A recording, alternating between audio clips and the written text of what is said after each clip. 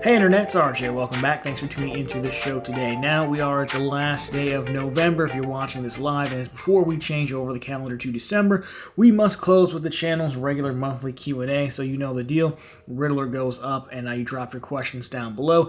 We have everything from the credit cards I would use if I was Team Travel. Of course, we're talking about Chase 524. Should you upgrade Chase cards, depending on how many Amex cards you have and how those work, all that and more. Now, we do go very long here, so chapters tool down below will show you a little bit about what the question is, so you can feel free to hop around. But without further ado, go ahead, press the subscribe button, and let's get to work. Now, again, in just the order they came in, Brady batting us off here with that nice channel members badge. I appreciate that, sir, next to your name. So he wants to know, first things first, how did it go with the lady from the gym? The things that people choose to remember from the show, and then maybe should go out with me now that I have the business gold, not just plastic cards. And then second question is, what cards do you think will get refreshed next year?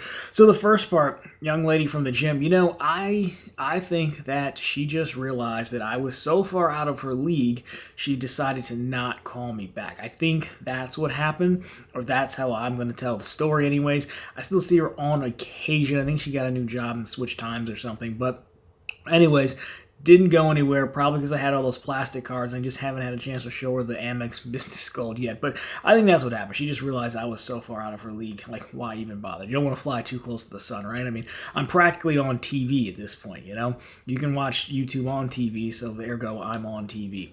I tell that joke to people sometimes. It never gets a laugh. Anyways, cards that you get refreshed next year. I think a lot of the business cards got left behind.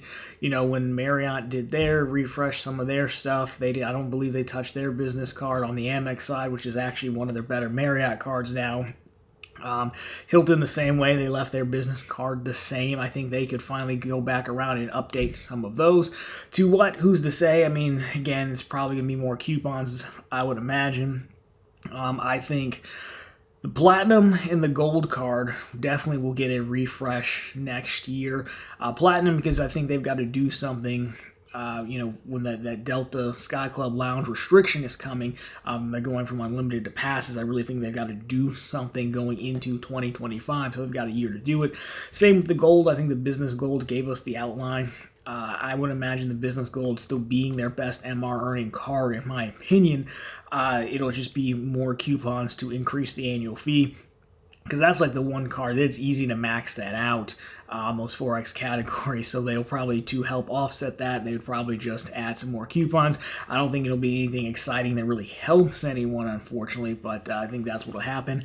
And then I would also put an outside watch on the Venture X as well. I think we're getting to the point where the Venture X is following the Sapphire Reserve product track, where eventually they're going to have to do something to kind of switch it around and see, how many real customers that they get, because it is still a pretty good card. And the Sapphire Reserve was when it came out.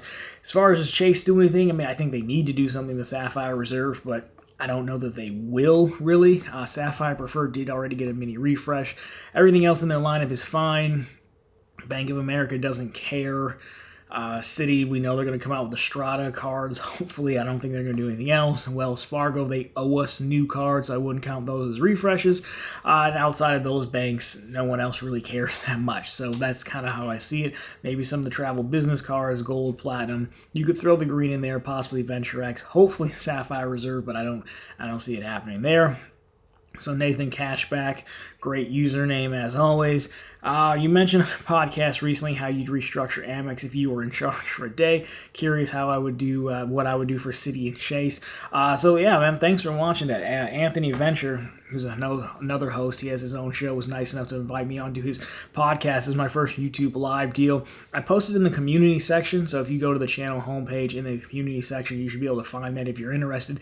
And Nathan watched the whole thing, because that was like the last question Anthony asked me, but it was a good time. I think we went like 2 hours long. I think the only reason we ended is because he's a big Venture is a big shot YouTuber, so he did the interview in his Tesla.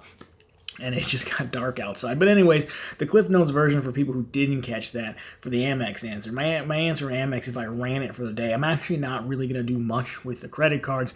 Instead, I think Amex's biggest thing is the cross-sell. For example, I'm a legitimate Amex business customer. I've talked about it before. Money goes into the account every month. I use the Blue Business Cash, but I can't apply for a personal Amex checking account for whatever reason. They don't allow business customers to do that. Makes no sense at all. When I was trying to open my business checking account, I had one already for a sole prop, but it was just for the bonus, so I phoned Amex up. I'm like, hey, I'm trying to open a new business account for this new entity. They had no idea. I didn't log into anything, so they don't know how big of a customer I am potentially. And they said, we can't help you unless you have a credit card with us. And that's just insane. No, I mean, most banks, the cross-sell is I'll get you, however, I'll take whichever one I can get you first, but if I offer you a checking account, then I'm going to offer you a savings account, then I'm going to offer you credit cards. I mean, heck, I just switched my Verizon plan over from a family plan to a business line. Of course, the guy says, well, what kind of business are you in? Because he's trying to find out things to sell me, and Amex just doesn't do that. So that's what I said I would do with American Express, focus on the cross-sell. Biggest opportunity. So getting into your question now that the audience is caught up with us, Citi, I mean, first of all, Citi's got to focus on their reputation. Citi is known as, we'll drop the C and add an SH in front of that. It's a family-friendly show, but you get the point. You've probably heard it. Customer service is not great. I've phoned in with an issue for a business banking promotional offer to corporate customer service, and they're like, no, call your personal banker. I'm like, I don't live in that state. I don't even know that guy is still working there. They would not help me. I called 3 times. So overall, they got to work on that first. We got to turn the reputation around. Now, Citi, I mean, if you want to talk credit cards, I do think it's odd that they have business checking accounts, but they don't have business credit cards. They have the Costco card, but I think they should make their own line of business cards. One, it gives us more to do, and it just makes sense.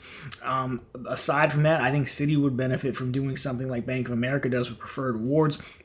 It's always been very surprising to me that only Bank of America focuses on preferred rewards, where it's like you give them more money and they give you better benefits. It doesn't even have to be credit card focused per se, but Citi does like higher net worth clients and accounts, so I think they should look at adding something like that as well. And I think they also have to decide, do they want to just be an online bank? Because Citi doesn't have nearly as many branches as you would think. Because when I opened that business account, you had to do it in branch, and I just happened to be in New York years ago and did it. But they don't have nearly as many, so I can't tell they just want to shift to an online focus or not. But I think that's what I would do for them. And then their reputation one is just huge. And then for Chase, again, their cards are already so good that I think they're fine. There's no reason for Chase to improve their cards until someone else comes and challenges them for being realistic. No, I'm not going to abolish 524. I think it's fine. The one thing I will say about their cards is I do think at the top of the house, the JP Morgan Reserve is a bit of an embarrassment, and they should do something to strengthen that up so it's more... I wouldn't go full on it's a Centurion card, but if it's for private banking clients, make it feel special. Give them something other than just a silver version of the Sapphire Reserve. And on the other end, I think, since we called out Citi and their reputation, I do think how Chase's fraud algorithm is set up is so hypersensitive and picky. If you go on Reddit, you see someone talking about their account being closed or funding a new account, it gets locked. It was probably Chase. Now, I think they still need to be uptight for security, but I think they could add some common sense filters behind it, like, wow, this person just opened a new account. There's a promo code attached that says fund us 30 grand to get the bonus, and someone funds 30 grand. I don't think that's as suspicious as you think, worth warranting just locking their account and closing it, right? Things like that. They should be a little bit easier to work with, but you could say that about all the banks. And Chase, lastly, I think they should be on the forefront. They're so aggressive in some aspects. So, they should be looking at what's next in business, in banking. I would really like to see a bank come out with, I think their business accounts are annoying because they charge a lot of fees. So a fee-free setup would be nice. And then I'd like to see them come out with some kind of QuickBooks Lite or something, where you do get, there's a legitimate benefit from being a business customer, being a customer with Chase, even on the personal side. Like maybe they could build their own version of Mint. I know they have the credit journey, but it's not really the same. So build something where there's a legitimate benefit from being a customer that I don't quite get anywhere else on the forefront of banking, right? You can get those things, but they're elsewhere. Pull it in, make it easier for me. I think I would like to see Chase explore stuff like that. Or I just hang out with Diamond in his helicopter, probably. All right, Average Joe. RJ, thanks for the knowledge you provide. I do what I can. Can you recommend a travel card that is decent all around, annual fee and perks that make it a decent all around? I mean, two that come to mind are going to be one, it doesn't have an annual fee, but I think the Wells Fargo autograph card is a good card. I have that card. I picked it up under the current offer they're running. It's like 30,000 points or $300. So I think that one's worth taking a look at, especially because we don't yet know. We should know next month what travel partners Wells Fargo is going to add in there. So that could make it even better for no annual fee. Remember, Wells Fargo famous for having the no fee trifecta from back in the day. So I'd look at that one. Weirdly enough, the City Premier is probably a really good all-around card. $95, you get a lot of 3x multipliers, gas, groceries, travel. That hotel credit is not impossible to use. It's like you could do like a $500 booking, I think. But through City Travel, you can do it. It's a little higher than I would like, but you could do it. So off the top of my head, those would be my two go-to for like, I'll call agnostic cards that earn their own currency, whatever Wells Fargo points are going to be, then thank you points, and you can transfer them out. As far as that, I mean, you could always, of course, go the Venture X. I think that's the classic one. And if you want lounge access and perks, then I think in that tier, then that's the card you're looking at. I still think it's probably better than the Sapphire Reserve and the Preferred, because at least you're getting 2x back on everything. I don't know if it's an all-around, though. When you say the word all-around, to me, that means it has to cover a lot of different categories, and that's what the Autograph and the Premier do. And of course, if you have a favorite hotel or airline chain, you could look at those. But airline cards aren't really good all-arounders. Some of the Hilton ones are. I like the Surpass better at $95, but I do think it has a lot of all-around, a decent amount of multipliers on it. Again, they bumped up the annual fee. So I guess those would be my picks off the top of my head. Not really thinking of anything else. I don't think the Sapphire Preferred Reserve are good all-arounders. Bank of America, I mean, not really in the mix. Altitude Connect from US Bank could be another good one as well. That's a decent all-around. They have some decent categories on that one as well. And of course, maybe the Altitude Reserve if you don't mind doing like the digital wallet payments. So those would probably be some ones that I would say to look at there. Next, JP Buffett. What did you ask Santa for? There's a funny story with Santa, just since you asked. When I don't remember this, but I remember I've been told that when I was very, very little, my dad got mad because I saw like a Santa Claus and he happened to be white, and I was like that, or we saw a black Santa Claus. Like, that's not Santa. Santa's white. My dad got very mad about that. So that's a funny Santa story for you that you didn't ask for. But I would ask for a third. I kind of want a third monitor. Third Apple Studio display for no other reason than it would look cool. I don't know what I would put on. I've never run out of like real estate on these two, but I think it would look sick. But for that, I would need a new MacBook Pro. This one is an M Pro chip. You can only power 2 displays. I would need an M Max for that. And I thought like the new laptop looked good, but it's not really black. It's like a darker space gray. So I'm probably not going to buy one, but if I had to ask him for anything, why not get another MacBook Pro upgrade and a third monitor? Because why not? It would just look cool. So that's what I'm going with for a gift. So if he's out there, I'm sorry for the whole racial mix-up thing back in the day, but I would take a monitor and a MacBook. All right, Evan, next up. RJ, just opened my first business card. Ink Cash, congratulations. Sole prop, currently don't have a business checking account, was looking to open Chase checking when there's a good bonus. I don't know how do taxes work, basically opening up a business account. So, I mean, if you want the business checking, I know we have a $300 link on profitablecontent.com. The highest offer for that is usually $750. That's the one I try to go after. You can do it every other year, so the $750 one requires like $20,000 or $30,000 to deposit, so it kind of depends on like what you think. But normally there's like a $350, a $500, and a $750. So, I just kind of whichever one do you want. I try to make the play for the 750, but 300 is fine for you. Then we have that for you now. So the next part, how does it do taxes? Well, again, when you're doing a sole prop, it's just your name and your social security number for the business. So for how I've always done it is, they send me the 1099, it can be in my name, and I just add it to my taxes. I used to do TurboTax. This will be the first year I have an actual guy take a look and try to sort it out for me. But historically, I've just added it all. My kind of thought with taxes, and I'm not saying this is the right way to look at it, but again, I just want to make sure I get all the income accounted for on them. If it's in the wrong place, fine. I don't know how we're really supposed to know. I just try to get all the income on there right, and then the math should work out. But yeah, because it's just just being with your own social security number, it's fine. It's almost just like a pass through to personal income, anyways, from my understanding. So that's how I did it. Not saying I'm the best person to listen to for that, but I don't think you have to do anything special. Just get the 1099 added on there. But of course, if I'm wrong, we have accountants out there. You can definitely let us know down below. Keep us out of prison. Kyle, NC Kyle. Are you looking forward to or dreading another year of March Madness? So March Madness is like the channel's yearly credit card tournaments that play on March Madness. We play it every year in March, as the name would suggest.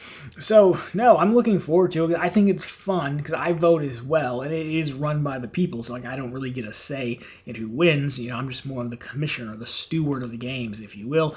So I look forward to it because, it's a break in the normal content. A lot of the stuff we do here is normally foundational stuff, strategy-based. Of course, we do the news on the weekends, but it's just like a month where we get to do something different, which is nice, and I never know how it's going to play out, so I'm looking forward to it. It's going into year number 4. I think the harder work was figuring out how to run it all. There's definitely some mistakes I made early on, like just letting people vote as many times as they want, and then like one person out there writing a script to pound the box for the Wells Fargo Propel card. But now I kind of at least have a process down for it, so I'm kind of like tweaking the known commodities of it. Like, I want to talk to the guy who did the channel logo, see if I can get an actual logo for it now to make the thumbnails look better. But I'm looking forward to it. The thing I'm not looking forward to is watching my cashback cards get crushed because, I don't know what we're going to do about that. I know people that ask, like, well, you should just do different tournaments and things like that, but we're just doing one tournament, and the annual fee metal cards usually win out, which is a bummer as someone who prefers the cashback cards, but there's not much I can do about that. So I don't look forward to watching that potentially happen again. But overall, as a tournament, I look forward to it just fine. Just not the outcome, but maybe you people will be more reasonable out there. I don't know. So stay tuned for that and get subscribed for it because it's coming back in March. And I do have the older tournaments on the main channel as well as a playlist for last year if you want to get caught up. DJ, next question here too, if you don't mind. We talked for like an hour here, so sure, I'll allow it. Bank bonuses. Have you ever been denied for a bank account, most likely due to checks, to later on down the line reapply and get in? So yeah, again, we have the whole channel for Run on the Bank, which is our bank promotion channel, bank account bonus hunting channel, of course, profitablecontent.com as well.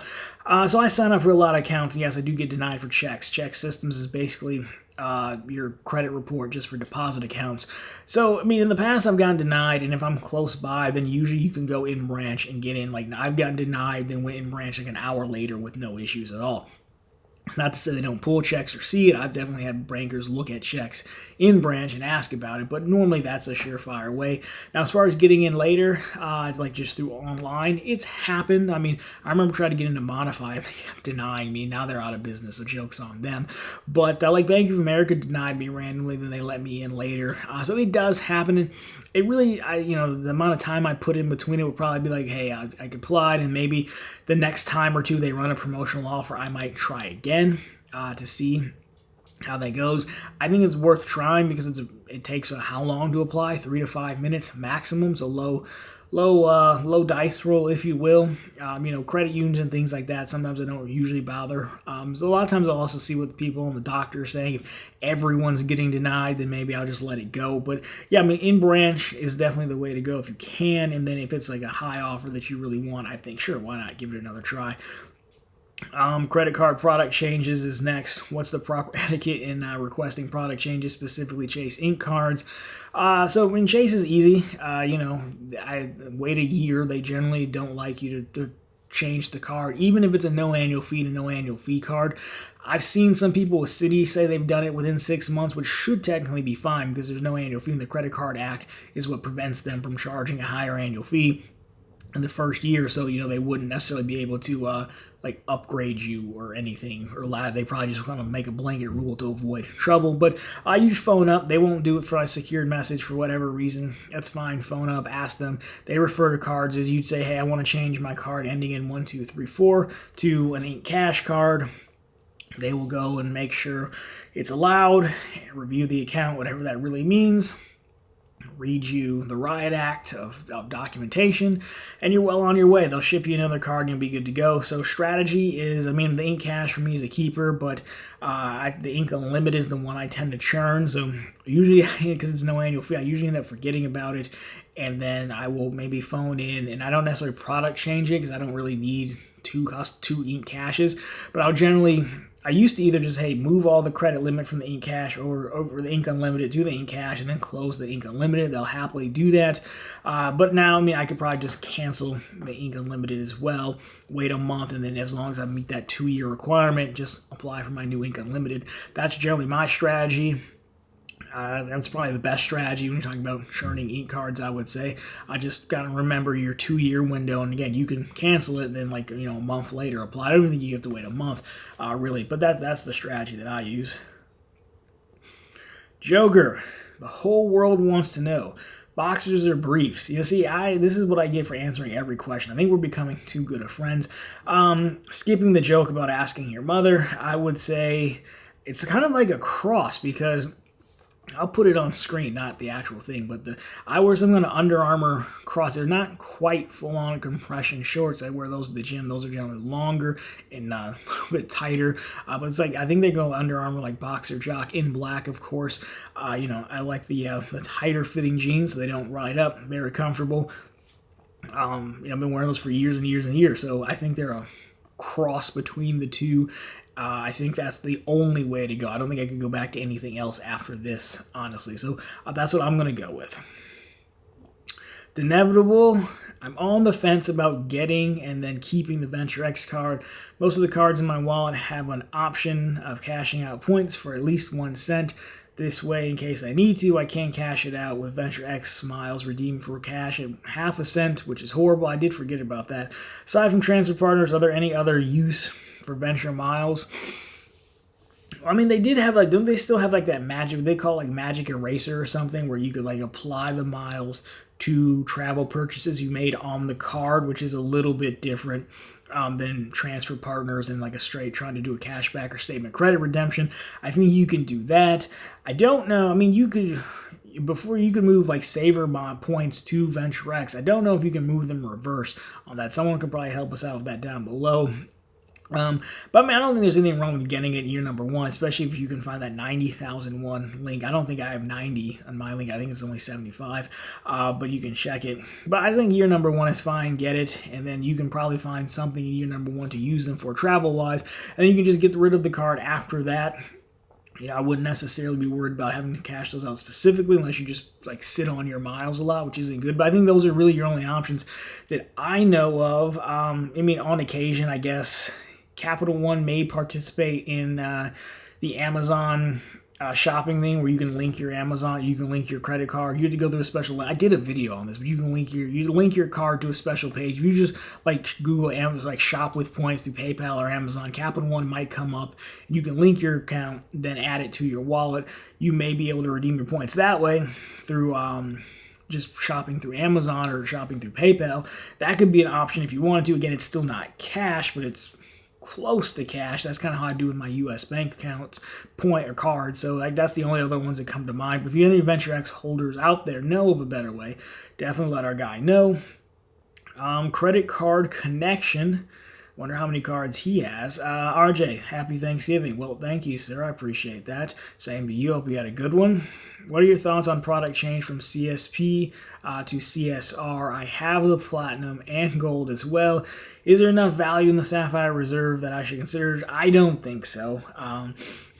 So the Platinum card is the better lounge network. So what you would be getting is the Sapphire Reserve. The main point would be one lounges, but they just have Priority Pass, where Platinum already has Priority Pass. I know the Sapphire Reserve still has like that airport dining thing or something, the Priority Pass places where you can eat food at, like the bars or something, but I don't really think that's worth $250 alone. I say $250 because, again, there is that $300 travel credit, which is very easy to value at face value. Only thing is, I mean, if you have a really solid base of Chase cards, then possibly, if you enjoy booking through the travel portal, maybe that extra quarter point could be enough for you. But really, the Sapphire Preferred keeps most of the benefits because it has primary CDW. The amounts are different, like coverage amounts are different, but not that much different. And again, you can do transfer partners already. Plus, you've got the hotel credit. So, I mean, really, unless you're using, a ton of Chase points, you need a way to move those, or you really prefer the insurances of the Sapphire line. I don't even know if you need the Sapphire Preferred, really, but for me, there's not enough there in the Sapphire Reserve to justify having that plus the gold card, because your multipliers in Amex land beat out just about everything. The only thing I guess you get is that wider travel multiplier, but is that really worth it?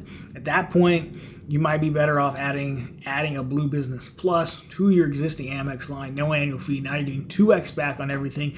Is a catch-all, which would still, Sapphire would still be better in some regards, but 2 versus 1, 2 versus 3, not a big deal considering you still have, $250 to make up. So that's probably what I would look at doing. I don't even know if you need the CSP, but again, you can let me know how you use it down below. But I don't think there's enough on the Sapphire Reserve to justify the $250, even if we credit you the $300 for the travel credit, personally. All right, MC here. Are you still on the Bank of America run? And if not, what are you up to next? Still on the Bank of America run, so for folks who follow along, or don't follow along, you should say, I did join Preferred Rewards earlier this year at Platinum Honor, so I have the unlimited cash card and I have the customized cash card. You can get approved for like 2 Bank of America cards in the same month, and I did that. The next tier up is getting approved for 3 cards within 4 months, so I had to take a cooldown period.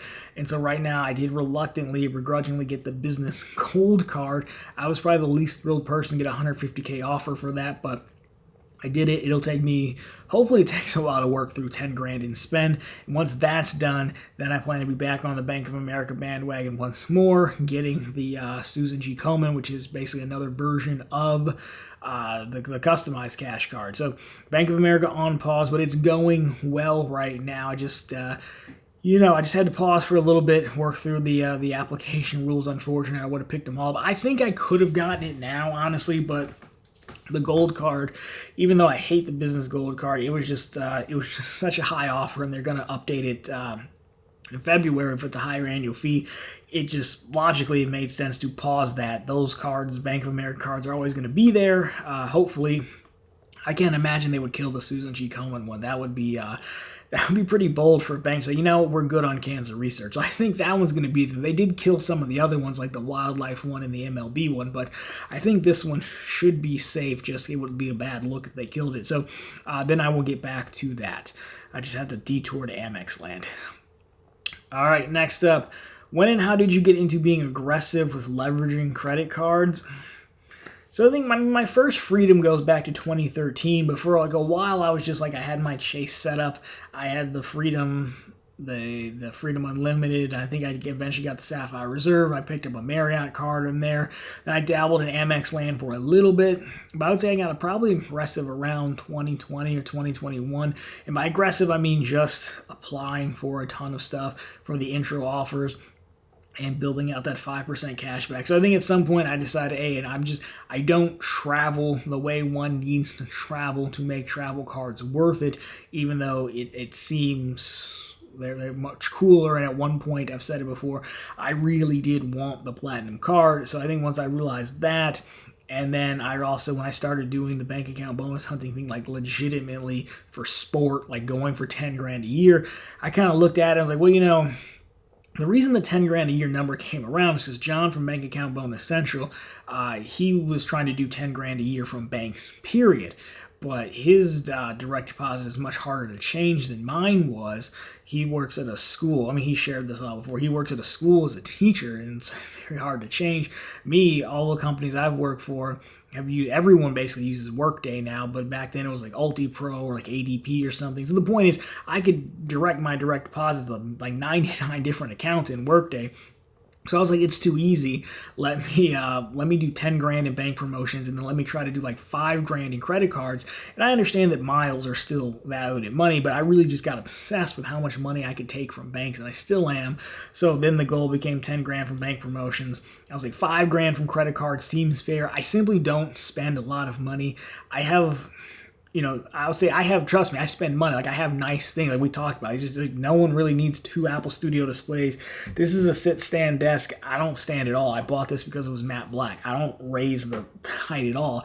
I don't remember what it cost. I think we're looking at $2 grand, but so it's not really a flex. I'm saying I spend money. I'm not like that guy, but I don't spend a ton of money until houses start falling apart. So another thing that helps is, even if you don't spend a ton of money, when you get into housing, and again, I'm not a real estate mogul. I just happen to have 2 that I rent out, and one just happened to fall apart this year, and I probably put 20 grand into it, and most of that was on credit cards. And then the other one, I had a project that was planned that I just kind of pushed through at the end of the year to get it done, but that got put on hold for the other 2. So I don't mean to complain, but like, the point to answer your question is, a lot of this in my other dealings have actually helped me get more into credit cards. Like, I also run ads for the channel and for the website as well. That's extra spend. It's business spend, but it still works. So probably 20 or 21 is when I started going at it, and I've just increasingly got more aggressive applying for more cards. I used to say I wouldn't bother with cards off for $200, but now, like, anytime I see like a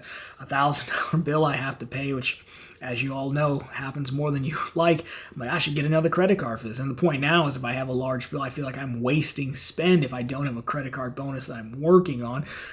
So that's why it made more sense to get the business gold anyway. So I think that's the answer. But yeah, my goal is 5 a year. I would love to be able to do $10,000 a year in credit cards, but it's going to be a little much given my level of spend, and I'm not looking to spend more money than I already do. But being able to hit a triple-double, 10 grand in bank promotions, 10 grand in credit cards, and 10 grand in referrals would be pretty sick. That's my overall goal. I suppose there is another level of aggression with credit cards I just haven't gone to yet. You could always get in with more funding and things like that, but when I don't really need to get shut down, so there's a line somewhere there. But that's the answer. Leprechaun here. Now that Javier Milei won in Argentina, I would assume that was a soccer player. I don't know. I'm not a world economist here. Will Trump beat Biden in the U.S. arena? So, I mean, does this even rhyme? So the Leprechaun guy, he normally just drops a weird rhyme, and I read it, and we move on. This has to be a burner for Red Sox Nation. So I'll answer it. I'll answer it objectively, because I'm not going to throw an endorsement. The channel's not going to throw an endorsement behind any side without being compensated to do so. I think the Republicans probably win, and objectively, I think they probably win because, one, like, the level of aggression that they play at is just ridiculous. The Democrats just don't seem willing to defend themselves. They seem like they want to be above all this and seem more presidential and prestigious, which is probably what you should do, but there is no quit in the Republicans. I think they understand that, people, and that people aren't reading full stories and people aren't getting the full context. They understand the value of winning the 30-second soundbite, winning the headline, because that's all we really look at. And, I do think there's a lot of outside interests that would like to see them back in power or more power, because I think they're more interesting. Doesn't mean you agree with what they're doing, but they're more interesting. I mean, you got the George Santos thing. You got the who's the guy, the Speaker of the House, who got ousted for trying to keep the government open, of all things. There's another guy holding up military promotions. There's another guy who's Matt Gaetz, he was doing his thing. Of course, you have the Trump thing. You got, what's his name, the old dude who just kind of shuts down and reboots every so often on stage. They're just more interesting. I think a lot of media companies, a lot of people are probably going to secretly make a push for them because it does better for content and entertainment-wise. Doesn't mean it should be entertaining, but I think that's how it works. And again, like I said, their level of aggression, I don't see at least publicly. I don't see Democrats looking to defend themselves and posture themselves in the media the way the Republicans do, and I think that may come back to hurt them given how society is right now. So I think they will probably win. I don't know if that's the answer you're looking for, but objectively, that's kind of how I see it. And if government talk offends you, then I'm sorry, but I do answer all the questions, whether it's about boxers or briefs or this. All right, Leo here, back on track. Give us your ideal 15K stocks or ETFs, long-term portfolio for starters. Or would you skip it and put it somewhere else? I mean, so the only thing you really do, he lists debt payoff or horse racing. So, I mean, if you get small debts and things like that, then yeah, I'd get rid of, I don't know, just randomly throwing 15K behind your mortgage is going to do a heck of a lot. You probably want more of a plan to pay it off. But credit card, even if you had a car loan, you may want to look at getting rid of that. But for me, I'm probably the wrong person to ask because it's one of the weakest parts of my games. I mean, I'll put on screen what I have, but I think I'm just on like the VT Sachs, QQQ, like things like that. Because I have no interest in investing really, so which is a bad thing to say, I know, but I need to be better at it. I'm going to keep my Charles Schwab account open and try to get into it a little bit more this coming year. But so I tend to go with things where you can just set it, forget it, make your $6,500 a year contribution if it's a Roth, put it in ETF or mutual fund, and just let it run like that. Or you can try to do Tesla or find the next GameStop, but that's kind of what I do, unless you're going to be, I think that is the best bet unless you're going to be really into it the day-to-day. I mean, I don't really think you need a money manager or anything like that, especially for 15K. You can look at those automated robo ones, but even then, like I really just think you just, mutual funds, ETFs is probably the way to go depending on how much you want to be involved in it. So that's what I do. I'm not saying it's the best move, but, that's what I got going. Matt here, RJ, two-part question. First, does Choice increase the bid to purchase Wyndham? If yes, what happens to the Wyndham credit cards? Personally, I don't think the DOJ would approve this merger, so I'd like to hear your opinion. So yes, Choice Hotels is trying to buy Wyndham. I can see them increasing the bid for sure. I don't remember what it's at right now. I agree with you. I don't know the DOJ would let it go through. I mean, we're kind of in this phase where we have a lot of people on trial for like antitrust thing. Google is, because that's where the whole, the deal between Google paying Apple and everything for being the default search engine and kind of stifling competition and basically paying Apple to stay out of search is on trial. Amazon, I think, was on trial. We've had a lot in the gaming space, like video gaming space. When who was it trying to back? Microsoft's trying to acquire like Activision and Blizzard and a few other places or studios. So I think this will get tied up. I know we've had some airline ones as well. So I don't know that it would end up happening. I think there's people who would be happy if it doesn't happen. Wyndham is it's a sleeper. The people who know about Wyndham and they love it. That Wyndham Earner business card is very popular. So if it did happen, because I'm saying no is not a fun answer. If it did happen, like I would say maybe Choice just kind of leaves Wyndham as its own brand underneath Choice, and then you keep the credit cards. Maybe you balance out the points currencies and you allow them to transfer between one another for some, family in-house support there. But I think Wyndham is a stronger brand than most people would think, and I think it'd be worth it to leave it the same versus just kill it completely and roll it all in, but maybe make the Wyndham cards work at Choice and vice versa. I think that could work. I don't know that you get rid of them. I know they did just make some Choice hotel credit cards updates and gave them to Wells Fargo, but it seems like a strong enough brand that you'd want to leave it and maybe leave the cards in place as well. That would be my thought. I'm not saying it's going to happen. Like, again, I agree with you. But yeah, I think they'll increase their offer for sure because, I mean, why not? The funny part about money is like it's very rarely your money at this level of the game. You're just finding investors or finding someone to fund it for you and putting up collateral maybe, but it's not really even your money. So, like, if I'm the guy who can get the job done, sure, why not? Then it's someone else's problem to figure out how to pay it back, or they'll just keep paying the float. So yeah, I think they will increase the offer, but they should leave poor Wyndham alone. All right, Spencer Johnson, maybe too late, never, sir. No one ever read. I put the date on top, but like no one ever reads when the cutoff is, so it's kind of just like whenever I get to it. What cards are on your horizon for the few months? He does a little knuckle touch emoji. I know it's a fist bump, but it's funnier and weirder to say knuckle touch to people.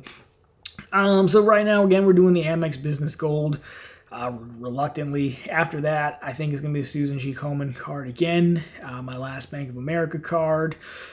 And then I think you got to go. I mean, honestly, the answer, unfortunately, may be get another Amex card in between there, because I'm not going to touch that business gold again after I get this, and so it's a possibility. You're kind of like playing the middle ground. Like maybe you're in pop-up jail because you just got a really high offer, or maybe you're not in pop-up jail because you just put 10 grand and spend on a card over 3 months. And again, I do spend on my other Amex card as well. So maybe there now would be the time to get another one. There's not a single Amex card that really appeals to me. I've done the personal platinum and personal gold, so maybe you're looking at the business gold. I think there's a phone number you can call in to talk to Amex sales, and you can actually get 190,000 business platinum. Comes with 15K in spend, so that might be a little bit tough, but that could be it. And then after that, I guess you're looking at it'd probably be maybe even a U.S. bank card, because we'll have income taxes early next year, so something to pay down that with. So I think it'd be Bank of America, perhaps another Amex card, and maybe U.S. Bank like Business Connect or Altitude Connect, just for a high offer to pay taxes with. I think those would be through the first quarter. That's probably my plan, I would say. But he's the guy to see about road mapping, so maybe I should be asking him what I should be doing. Experts, I'm just trying to keep up. Nick here, if you were on team travel, what would your setup be? That's like a tougher question than you would think. Initial reaction would be, I do like the Amex transfer partners better. Delta, Marriott, Hilton, pretty good for me, but Amex cards are so expensive. So, I don't think in good conscience I could ever get to being Platinum Gold and Blue Business Plus. It just seems tough, especially since they're going to kill the Delta Sky Club Unlimited. I think... I don't know. If I'm team travel, I assume I'm traveling a few times a year. Let's say I'm traveling 10 times a year, just to throw out a number out there. I still lean Chase and Amex because of the shared partnership with Marriott, and it's very easy to earn Chase points. So maybe you go a heavy Chase base. You could argue Sapphire Reserve if you want a priority pass access, maybe, but it's probably the start with the Sapphire Preferred just so I can transfer the points to Marriott. We'll say a hotel card as well. It would probably have to be... if I'm traveling a ton, you could make the argument for the Brilliant card. I don't think it's a bad card. It's just so expensive, and would I pay $650 for the card? I understand there's a award night, but I don't really care about fanciness. So I'm trying to answer the question in a fair way versus just saying stay at Mel's Econo Lodge. So I'd put maybe the Amex Brilliant, maybe, but really it'd probably be more of definitely either the Amex Business Marriott card, or you could punch up to the Brilliant. I do think Amex gets the better, or you could even dig out the Ritz-Carlton card. That could be it as well. And then, because then you've got a common transfer partner. I think just for Delta, I'm just going to have to pay cash, or I did say Chase card, so I could still keep doing the thing where I go buy Delta gift cards with the category card and just book the flight. So I think it's a heavy Chase base. My hotel card's probably going to be one of the Amex cards, either the Brilliant if I feel like just being a diva and getting an expensive card. I don't see City as travel. I really don't. And Bank of America, I guess, I don't see Bank of America as travel, even though they do have cards. Capital One, I think I'm going with Chase and Amex combination because of the shared partnership of Marriott. It's easier to earn points with Chase and much cheaper than my one expensive splurge or two could be American Express. I think that's what I'd have to do. I don't think the Amex Delta cards are good enough for me to be in the regular rotation to be earning Sky Miles. I think I'd earn more Sky Miles simply buying Delta gift cards to book things at 5% back on my 4 Freedom cards, assuming I can keep my current cards that I built out now. So I think it would be an Amex Chase combination because of the shared partner. And if you needed to, of course, you can send them to Hilton. Or if I needed to book Delta, I could also book a level of it through the travel portal, which I don't mind doing as much. So I think it would be a combination between those two if I had to do it. Harder question than you would think. Here's the man you should have asked, though. Luke's Points and Miles. He said, did you ever get a job? Okay, Dad, thanks, bud. It's Uncle Luke, not Father Luke. Jesus. If not, would you consider something remote? So I did get a job. I'm an evil banker again, so there you go. And it happens to be remote. It wasn't on purpose, though. I went for places... I didn't really have a huge preference. I kind of think hybrid is the answer, but I can say this now. It's not Huntington, but the Huntington was like down the street from Rocket Mortgage, and like they just didn't call them. They're like, we have people coming, 3 days a week. I was like, yeah, that's fine. And never called back. Domino's here as well, like their headquarters, like 3 days a week. I was like, that's fine. So apparently I just don't think people want me in the office is what it is. Because I was not opposed to coming in. They're like, nah, we're good. But the remote place, sure. So evil banker again. That's what I tell people. Why is this state so horrible? Why is my state so bad?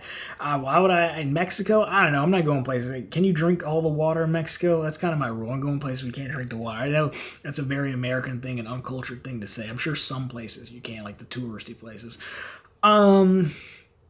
The thing about me is I happen to live here because I live here. Like, I don't really care because I'm not an outdoorsy person, as you know. This is my view. I don't need a lake view or an ocean view. I don't care that it gets cold. So because I don't really care about like things that happen outside, where I live is kind of where I live. So if I were to move, I think I would just prioritize a place that doesn't have state tax, probably, which you're probably looking at Nevada or Texas. I mean, you could do Florida, but I feel like it'd just be really hot all the time in Florida. I know it's hot in Texas, but it's a different kind of heat. I've been, I've been to most of the places, believe it or not. And so I think you'd be looking at those two. Mexico, no, I'm too much of a patriot, sir, to move out of this great country. The last question. Nice username. I have closed credit card, but I have Chase credit. I was trying to see if... So basically this dude closed the credit card, and he wants to see if it affects 524. So yeah, I mean, it would. Chase doesn't care about when you close the card. They care about how many accounts you've opened. So if you've opened the account in the last 24 months, it counts towards 524. If you close it, that's fine, but it doesn't fall off the account. Chase doesn't care that you close it for whatever reason. So the easiest way for now is to go through Mint, because Mint will show you in the credit tab. It does a good job of showing you the average age of accounts, and you just see how many accounts have been opened in 2 years. Mint is going away. I assume you can do this in Credit Karma, which is where they're transferring things over to. So, but yes, if you close the card, Chase doesn't care. It's just the fact that you opened the card that does count. So unfortunately, it doesn't get you around 524. So that is all the questions we have for this Q&A. So of course, if you liked it, guys, drop me a thumbs up down below. If you found it particularly interesting, of course, consider subscribing to the channel. So we're posting content just like this every single week and right back here every Sunday with all the news you can use in the week that was in credit and finance. And of course, every single day over on ProfitfulContent.com. As we've said, the channel's blog, we not only have the latest news stories, we have bank promotions, and we have credit card offers. So if you want to build out your perfect travel setup or go take a look and tell me what cards I should have considered in mine, well, go take a look. It's always linked down below for you and on the channel page. I already asked you all the questions, so if you need any additional information, follow up, tell me how wrong I am, all that below. Let me know down below. We can definitely hang out there. But anyways, guys, thank you so much for watching. I'll talk to you very soon in the next one.